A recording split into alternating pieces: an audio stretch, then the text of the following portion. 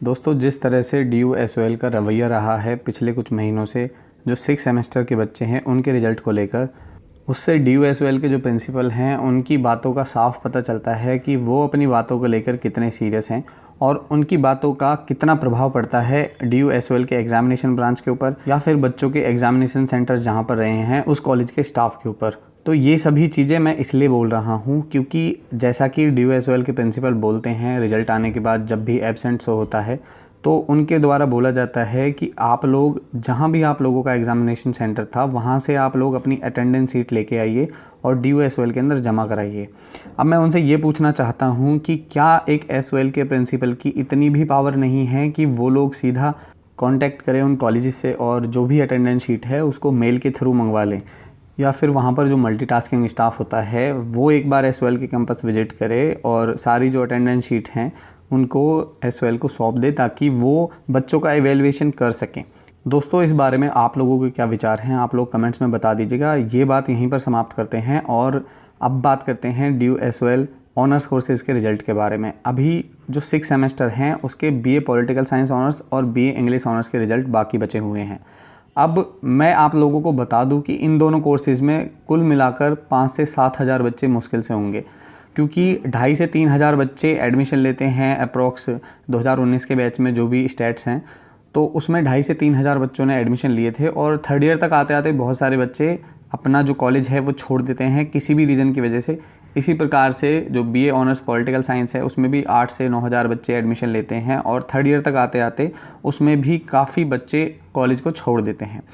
अब मैं बस ये पूछना चाहता हूँ DU के SOL ब्रांच से या फिर DU के एग्ज़ामिनेशन ब्रांच से, क्या 5 से 6 हज़ार बच्चों का रिज़ल्ट उनको 4 महीने में नहीं निकाला जा रहा है? और आप लोग एक एक इंटरव्यू उठा के देख लीजिएगा, DU-SOL के जो प्रिंसिपल हैं वो बड़े ही बेबाक तरीके से बोलते हैं कि इस बार जो रिज़ल्ट है वो रिकॉर्ड टाइम में आया है। अब मैं ये जानना चाहता हूँ कि रिकॉर्ड टाइम क्या होता है? 4 महीने कोई रिकॉर्ड टाइम तो होता नहीं है,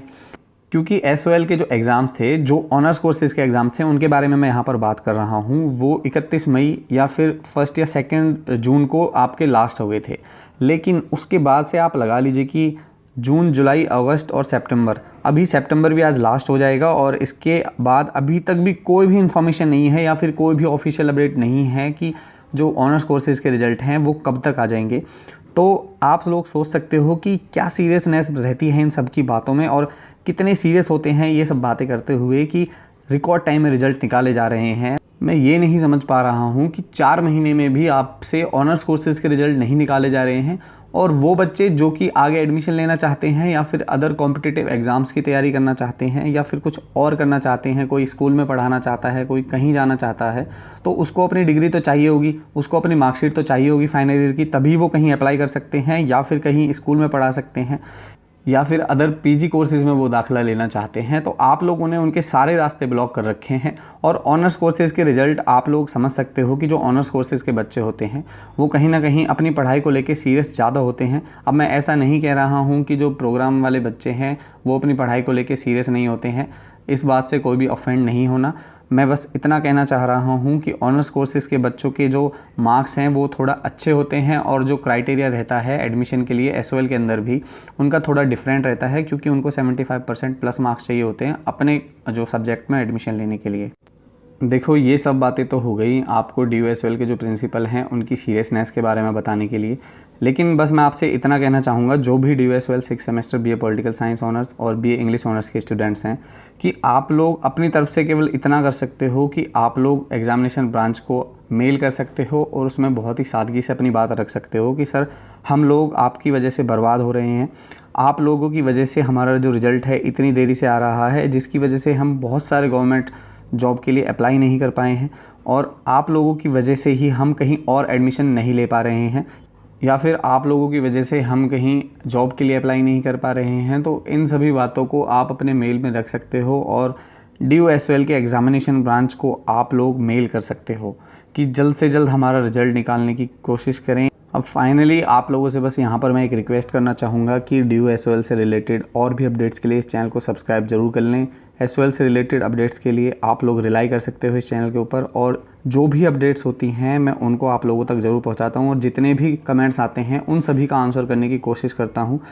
तो आप लोगों से मेरी ये रिक्वेस्ट है कि आप लोग ज़्यादा से ज़्यादा चैनल को सब्सक्राइब करें और जो भी आपकी क्वेरी है वो लोग अपनी क्वेरी को कमेंट्स में ज़रूर पूछें। मैं आप लोगों के सभी कमेंट्स का आंसर देने की कोशिश करता हूं। तो वीडियो अगर आप लोगों को पसंद आई है तो वीडियो को लाइक ज़रूर करें और आप लोगों के लिए डिस्क्रिप्शन में मैं DU के एग्जामिनेशन ब्रांच का जो ईमेल है वो डाल दूंगा और वहाँ पर आप लोग ईमेल कर सकते हैं। और आप लोगों की जो भी क्वेरी है आप लोग ईमेल में अच्छे से मेंशन कीजिए और सब्जेक्ट में आप लोग प्लीज़ करके उनको रिक्वेस्ट कीजिए कि सर हमारी रिक्वेस्ट है कि आप लोग हमारा रिज़ल्ट जल्दी से जल्दी देने की कोशिश करें,